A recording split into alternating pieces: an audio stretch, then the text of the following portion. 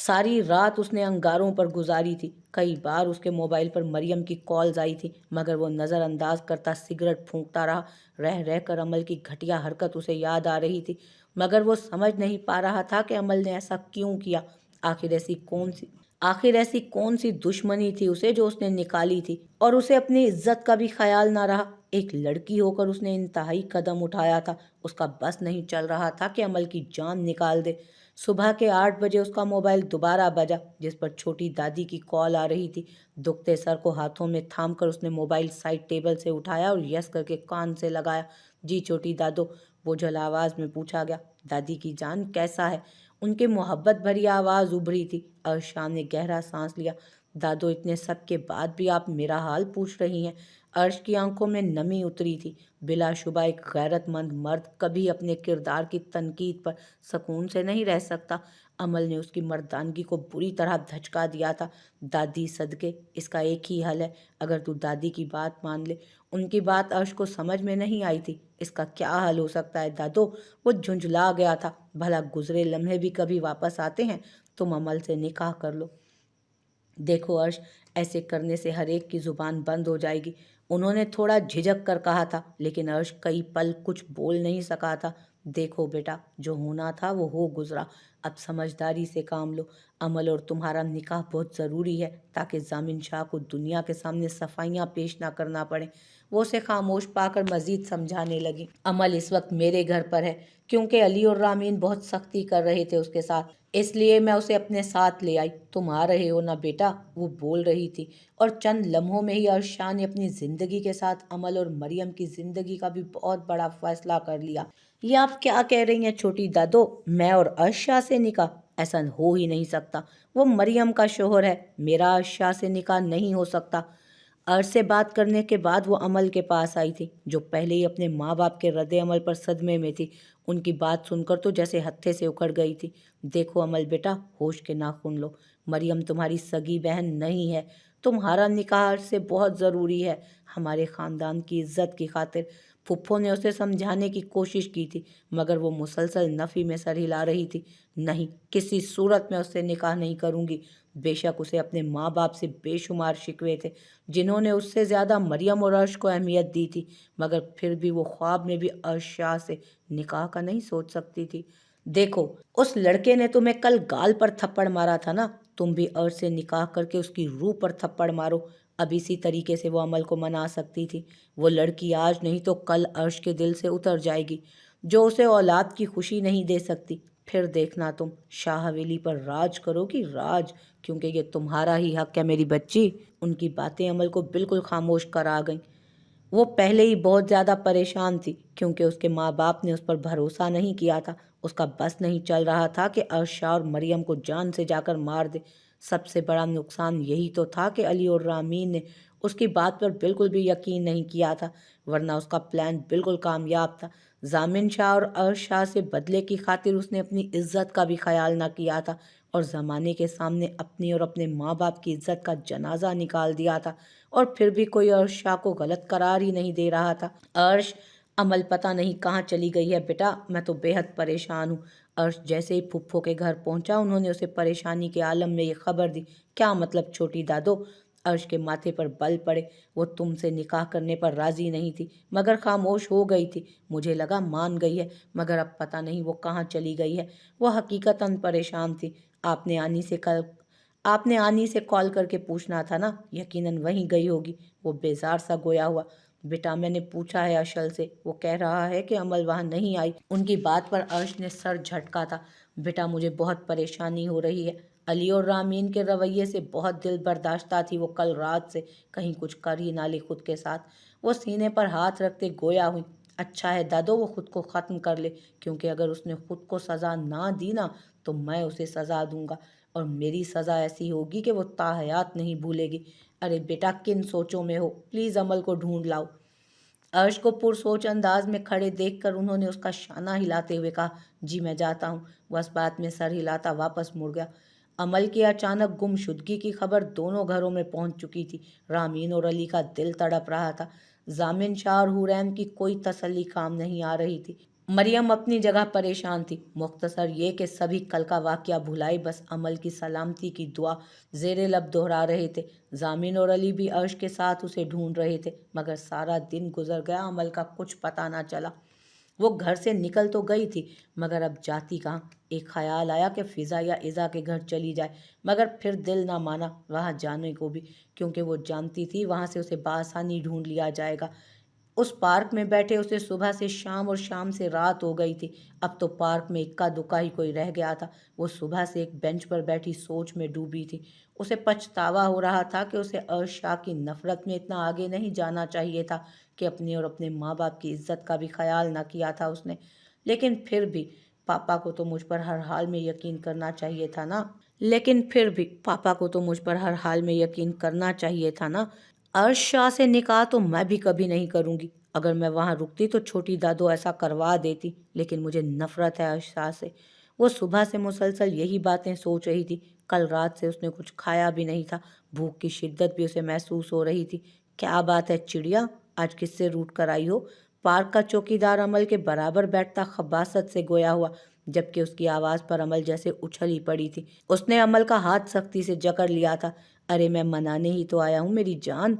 आंखों में हवस लिए वो अमल को घूरने लगा, जिसने जीन्स पर खुली सी शर्ट पहनी हुई थी और स्कार्फ को गले के गिर्द लपेटा हुआ था। चेहरे पर मासूमियत के साथ साथ हैरत और घबराहट, और आंखों में लहराता खौफ उसे मजीद दिलकश बना रहा था। छोड़ो मुझे, वो बमुश्किल अपना हाथ छुड़ाते बोली। छोड़ दूंगा, पहले तेरे हुस्न को खिराजे तहसीन तो बख्श दूं मैं। चल शराफत से मान जा, वरना करनी तो मैंने अपनी ही मर्जी है। वो अमल का स्कार्फ खींच कर निकालता हुआ अमल को अपने मजीद करीब करता गया, जबकि उसके इस अमल से अमल की गर्दन सुर्ख हो गई। मगर अमल को उस वक्त तकलीफ उस गलीज शख्स का लम्स और उसकी आंखों की खबासत दे रही थी। प्लीज छोड़ो मुझे, कहा ना छोड़ दूंगा, पहले मेरा दिल तो खुश कर दे मेरी चंचल। अमल के चेहरे को अपने चेहरे के करीब करते हुए वो गुर्राया। उस पर अमल ने शिद्दत से अपनी मौत की दुआ मांगी। ये वो पल था जब अमल अली को शिद्दत से एहसास हुआ कि इज्जत आबरू औरत के लिए क्या होती है।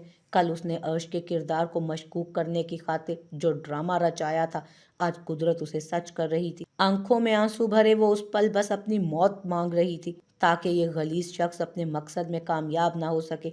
मगर नहीं, ये इंसान तो नहीं था, ये तो दरिंदा था। उसे क्या फ़र्क पड़ता था कि उसके वजूद में सांसें हों या ना हों, उसे तो बस अपनी हवस पूरी करनी थी। और वो तो अमल के मरने के बाद भी उसके बेजान वजूद से वो पूरी कर सकता था। उसी पल अमल ने अपनी दुआ बदली और अपने लिए खुदा के हुजूर मुहाफ़िज़ मांगा, जो उस वहशी से उसकी इज़्ज़त महफूज कर सके। और फिर अमल अली ने उससे खुदा से मांगा जिससे वो बेहद नफ़रत करती थी। अमल अली ने अर्श शाह के आने की दुआ मांगी, और उस कदर और इस कदर शिद्दत से मांगी कि अपनी आंखें इस उम्मीद पर बंद की कि जब वो खोलेगी तो सामने उसके अर्श शाह मौजूद होगा, उसे बचाने के लिए पहुंच चुका होगा। और फिर वो तो गुनाहगारों का भी खुदा है, वो कैसे अपने बंदे को नाउम्मीद लौटा सकता है। उसने अमल की दुआ पर कुन फरमा दिया। अमल अली ने बंद आंखों से महसूस किया कि किसी ने गलीज आदमी को उससे खींचकर दूर किया था। जब उसने आंखें वाह की तो सामने एक जवान उस दरिंदे को बेतहाशा मारते हुए कुछ बोल भी रहा था। अमल ने अपने हवास बहाल किए तो उसे गौर से देखने लगी, जिसने स्याह शलवार कमीज जेब तन की हुई थी। दाएं हाथ की दो उंगलियों में दो अंगूठियां थी। उसी हाथ से वापस शख्स को जोर जोर से वो मुक्के मार रहा था। वो कोई और नहीं बल्कि वही था। उससे वो सिर्फ नफरत करती थी। वो था जिसको बर्बाद करने के लिए उसने इंतहाई कदम तक उठा लिया था। वो जिसके आने की उसने शिद्दत से दुआ की थी। हाँ, वो अर्शाह था, जामिन शाह का बेटा।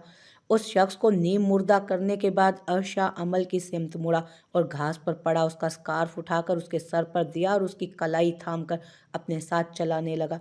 अमल को गाड़ी में पटक कर वो खुद भी आ बैठा और स्पार्ट चेहरा लिए गाड़ी ड्राइव करने लगा। अली विला के सामने गाड़ी रोककर उसने साकिन बैठी अमल की जानिब अपना रुख किया। जाओ अंदर, घर आ गया है तुम्हारा। ठंडा ठार लहजा था कि अमल ने चौंक कर उसे देखा।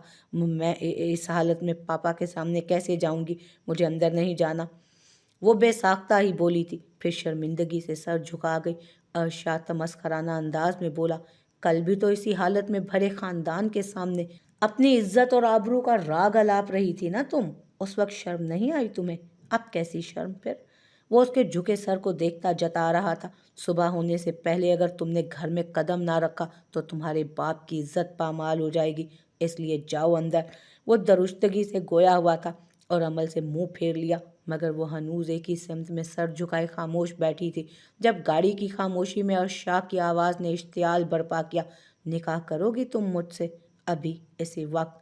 उसके अल्फाज ने अमल को ठिठकने पर मजबूर कर दिया। अमल जानती थी मुआशरे में अगर अपने बाप की इज्जत बरकरार रखनी थी तो अर्शाह से निकाह करना ज़रूरी था। और फिर अमल ने अपनी अना को कुचलते हुए इस्बात में सर हिला दिया। अर्शाह ने उसी पल गाड़ी रिवर्स की और फिर किसी होटल के रूम में चंद लम्हों में ही वो अमल अली से अमल अर्शाह बन गई थी। निकाह के बाद अर्श उसे लिए एक बार फिर अली विला के सामने था। उन दोनों को आता देख सब उनकी जानिब लपके। अमल मेरी बच्ची, अली ने आगे बढ़कर उसे सीने से लगाना चाहा जब अर्शाह ने निकाह नामे की एक कॉपी उनकी जानिब बढ़ाई, जबकि अमल उसकी इस पेशरफ्त पर घबरा गई थी। ये क्या है अर्श? जामिन शाह ने आगे बढ़कर वो कागज़ अर्श से लिया और खोलकर पढ़ने लगा, मगर इससे पहले निकाह नामा जामिन शाह के हाथों से छूट कर गिरता उसे अली ने थाम लिया और पढ़ने लगा। ये सब क्या है अर्शाह? जामिन शाह की धारती आवाज़ एक एक को सहमने पर मजबूर कर गई। मेरा और अमल का निकाह नामा है डैड। उसके अल्फाज सबकी समातों पर हथौड़े की मानिद लगे थे। मरियम के अंदर कुछ छन से टूटा, जबकि रामीन और हुरैन ने अपना मुंह पर हाथ रखा था। तुम्हारी पहले से एक बीवी मौजूद है, तुम ये सब कैसे कर सकते हो अर्श? जामिन शाह गुस्से से गुर्राने लगे थे। दूसरी शादी करना कोई गुनाह नहीं है डैड, मैं अमल से निकाह कर चुका हूँ और यही हकीकत है। वो स्पाट अंदाज में बोल रहा था, जबकि मरियम के आंसू चेहरा भिगोने लगे। ठीक है, मगर अब हमारा अमल से कोई ताल्लुक नहीं, तुम इसे ले जा सकते हो। इससे पहले कि जामिन मजीद बोलता, अली बोल उठे। उनके अल्फाज से अमल ने बौखला कर उन्हें देखा। नहीं पापा, प्लीज़ ऐसे ना बोलें। वो अली की जानिब बढ़ी थी जब अर्श ने उसका बाजू अपने शिकंजे में ले लिया। यहाँ से चलो अब। वो रोती हुई चीखती चिल्लाती अमल को खींचता हुआ बाहर लाया और गाड़ी में बिठाया। देखा अपनों का मुंह फेरना कितना तकलीफ दे होता है अमल बीबी। वो उसे देखता मुसलसल तमस्खर उड़ा रहा था, जबकि अमल की जुबान जैसे बोलना ही भूल चुकी थी। बहुत जल्द तुम्हें खुद से नफरत होने वाली है अमल। वो गाड़ी से उतरने वाली थी जब अर्शाह के अल्फाज ने उसके कदम जकड़ लिए। वो सवालिया नज़रों से अर्शाह को देखने लगी। तुमने मुझे दरिंदा कहा था ना, अब देखना मैं तुम्हारे साथ क्या करता हूँ अमल बीबी।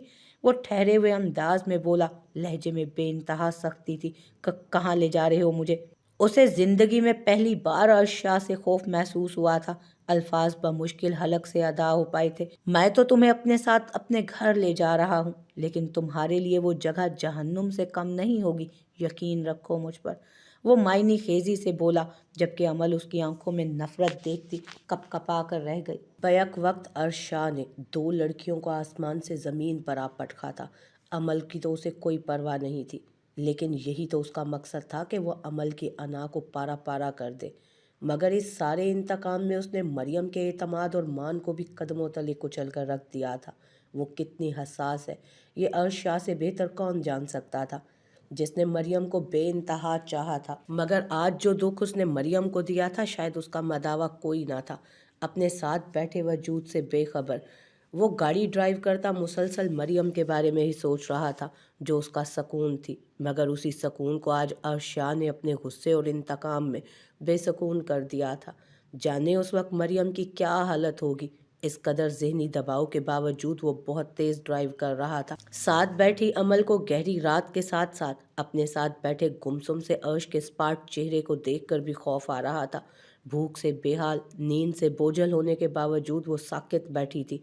जाने कितने घंटे गुजर गए थे उन्हें सफ़र करते हुए।